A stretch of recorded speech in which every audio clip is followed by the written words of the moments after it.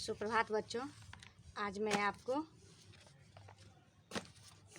पाठ 7 पढ़ाने जा रही हूँ, जिसका शीर्षक है लक्ष्य की पहचान। पाठ परिचय। इस कहानी के माध्यम से यह बताने का प्रयास किया गया है कि जो लोग अपने लक्ष्य पर ध्यान केंद्रित रखते हैं वे ही अपने जीवन में सफलता हासिल करते हैं, और जिनका ध्यान इधर उधर हो जाता है या केंद्रित नहीं कर पाते हैं उनसे सफलता जो है कोसों दूर चली जाती है। अतः हमें सदा अपने लक्ष्य को ध्यान में रखकर ही कार्य करना चाहिए। अब है आपके पाठ में कुछ कठिन शब्द हैं, अब उससे अवगत हो लेते हैं। ये विशालकाय, बड़े आकार वाला, आयुष्मान भव, लंबी उम्र हो, यानी कि लंबी उम्र की कामना के लिए आशीर्वाद है ये। संकेत, इशारा, लक्ष्य, निशाना, अभिनय, नाटक, अतिरिक्त, अलावा, योग्यता, काबिलियत, संदेह, शक, आदेश, आज्ञा, शाखा, टहनी। कक्ष, कमरा, स्वादिष्ट, स्वाद से भरपूर, व्यंजन, पकवान, शीघ्र, जल्दी, मात्र, केवल, उत्साहवर्धन, उत्साह बढ़ाना, आदरणीय, आदर के लायक, आशा, उम्मीद, केंद्रित, जमी हुई। अब है चलिए पाठ में प्रवेश करते हैं। ये पाठ जो है जिसका शीर्षक है लक्ष्य की पहचान, ये महाभारत के दो पात्र के बचपन की कहानी है। ये दोनों पात्र जो हैं वो एक कौरव हैं जो 100 भाई थे, और दूसरा जो है वो पांडव है, वो 5 भाई थे। उन दोनों के बचपन की कहानी है। ये दोनों जो है कौरव और पांडव एक ही गुरु से शिक्षा ग्रहण करते थे, और आज जो है उनके गुरु द्रोणाचार्य उन दोनों से उन दोनों भारतवंशी राजकुमारों से ये परीक्षा लेने वाले हैं। वही है इसमें कहानी कि दोनों जो राजकुमार ये जो हैं गुरुदेव जो हैं वो दोनों को पहले कहते हैं कि आप लोग परीक्षा देने के लिए तैयार हैं, सबसे पूछते हैं। और आज जो है परीक्षा की घड़ी है, और इस कहानी को नाटकीयकरण किया गया है, यानी कि ये छोटा सा नाटक है जिसको एकांकी कह सकते हैं। इसको नाटक के रूप में हमारे और आपके सामने हमारे और आपके सामने में रखा गया है।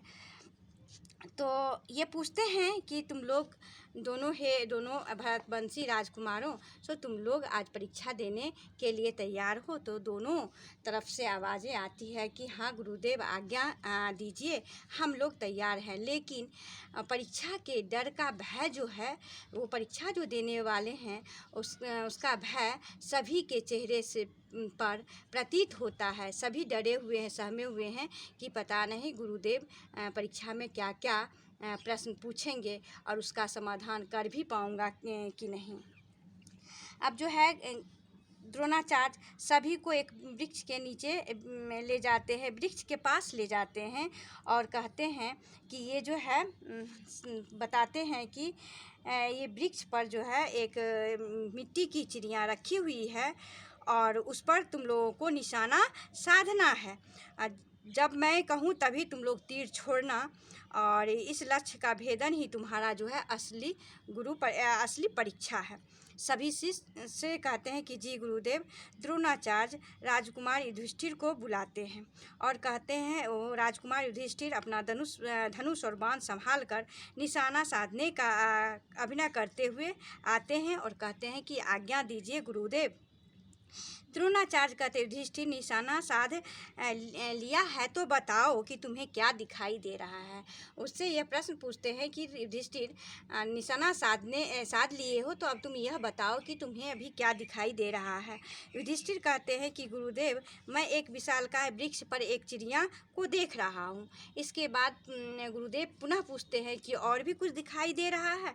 तो ये कहते हैं युधिष्ठिर कहते हैं कि हाँ गुरुदेव आसमान भी दिखाई दे रहा है। तो द्रोणाचार्य कहते हैं ठीक है तुम तनिक देर रुक जाओ, अभी तीर मत चलाना। और युधिष्ठिर को आज्ञा देते हैं कि तुम एक अपने स्थान पर चले जाओ, यानी कि वापस तुम अपने जगह पर चले जाओ। तो इसी बीच में जो है ये द्रोणाचार्य दुर्योधन को बुलाते हैं कि दुर्योधन अब तुम आओ। तो दुर्योधन जो है जैसे ही गुरुदेव आज्ञा देते हैं कि दुर्योधन अब तुम आओ, तो वो कहते हैं गुरुदेव मुझे पहले ही मालूम था कि युधिष्ठिर इस परीक्षा में कभी भी सफल नहीं हो सकता है। इस परीक्षा में मेरे सिवा कोई सफल नहीं हो सकता है। और ये जो है दुर्योधन सो एक तरह से कटाक्ष करता है, युधिष्ठिर पर कटाक्ष करता है। तो द्रोणाचार्य कहते हैं कि अच्छा दुर्योधन ज़्यादा मत बोलो, आओ निशाना साधो। और दुर्योधन धनुष्मान उठाकर निशाना साधने का अभिनय करता है। और गुरुदेव मैं तैयार हूँ, कहता है अब आज्ञा हो तो तीर चलाओ। लेकिन गुरुदेव कहते हैं कि अभी नहीं, अभी मेरे प्रश्न का उत्तर दो, उसके बाद तुम ये तीर चलाना। अब तुम बताओ कि तुम्हें चिड़िया के अलावा और कुछ भी दिखाई दे रहा है। दुर्योधन कहता हाँ गुरुदेव, मुझे वृक्ष पर फल और पत्ते भी दिखाई दे रहे हैं। भीम हंसते हुए इस पर कटाक्ष करते हैं कि गुरुदेव इसे तो फल भी दिखाई दे रहा है, इसका निशाना अभी फलों पर ही लगेगा।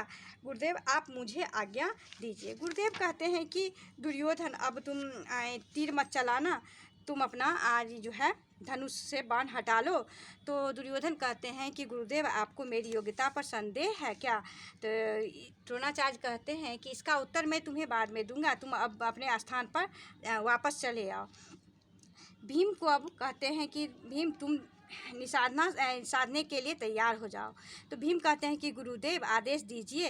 द्रोणाचार्य कहते हैं कि उससे पहले मेरे प्रश्न का उत्तर देना पड़ेगा। तो ये भीम कहता है कि जी गुरुदेव, आदेश का पालन होगा। और गुरुदेव कहते हैं कि ठीक है भीम, तुम्हें इस समय क्या क्या दिखाई दे रहा है। तो भीम कहते हैं कि गुरुदेव विशालकाय वृक्ष, वृक्ष की शाखा, शाखा पर चिड़िया और चिड़िया के साथ हरे भरे पत्ते, और इसके साथ साथ आश्रम का भोजन कक्ष जहाँ की अनेक प्रकार के स्वादिष्ट व्यंजन बनकर रखा हुआ है, वो भी दिखाई दे रहा है। गुरुदेव कहते हैं कि तुम भी अब जो है वापस चले आओ, और नहीं तो तुम्हारा जो धनुष है वो भोजन, ये जो है तुम्हारा तीर जो है वो भोजन कक्ष की ओर चला जाएगा। क्योंकि ये जो भीम जो हैं वो खाने पीने के बहुत ही शौकीन हैं। उनको ये कहा गया है कि वो अर्धरात्रि के समय में भी जो है अंधेरे में भी वो खा लेते थे। और इसी खाने के चक्कर में एक बार जो है कौरवों ने उनके साथ धोखा किया, यानी कि खीर में विष मिलाकर उन्हें खिला दिया, जिस कारण से वो बेहोश हो गए।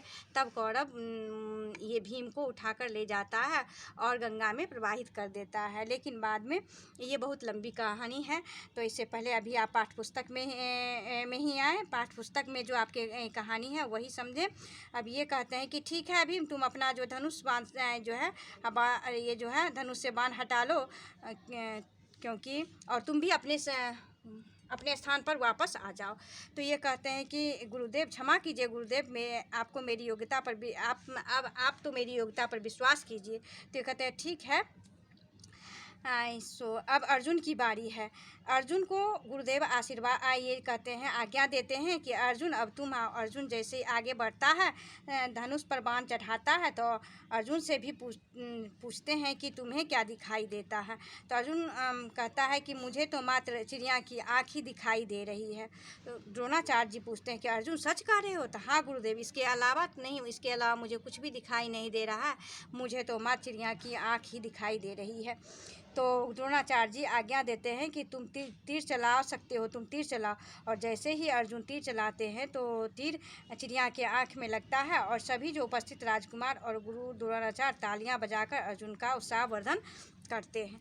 अब जो है अर्जुन जो है बहुत ही विनम्र शिष्य थे, इसीलिए वो कहते हैं कि आदरणीय गुरुदेव, ये सब आपकी शिक्षा का फल है, ये सब आपकी शिक्षा का प्रताप है कि मेरा इसमें कोई योगदान नहीं है। और अपने विनम्र शिष्य की बातें सुनकर द्रोणाचार्य जो हैं उसको शाबाशी देते हैं और गले से लगा लेते हैं और कहते हैं कि अर्जुन, मुझे तुमसे यही आशा थी, तुम अपने लक्ष्य को भेदने में सफल हो गए।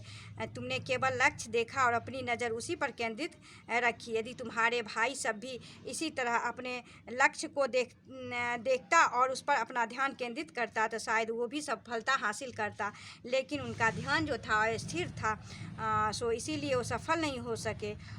तो और यही है। और अंत में जो है ये सब बच्चों को आशीर्वाद देते हैं और सब शिष्य जो है कहते हैं जी हाँ गुरुदेव, आपका कहना बिल्कुल सत्य है।